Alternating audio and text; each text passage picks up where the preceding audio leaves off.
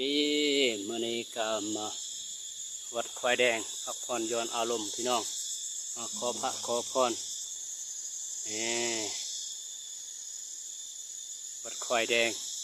บ้านควายแดง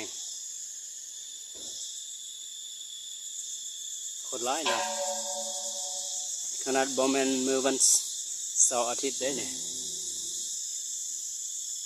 คันวันอาทิตย์แห่งคนร้ายพี่น้อง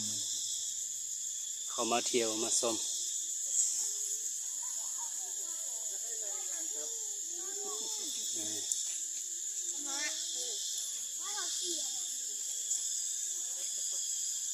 ทานเวชสุวรรณ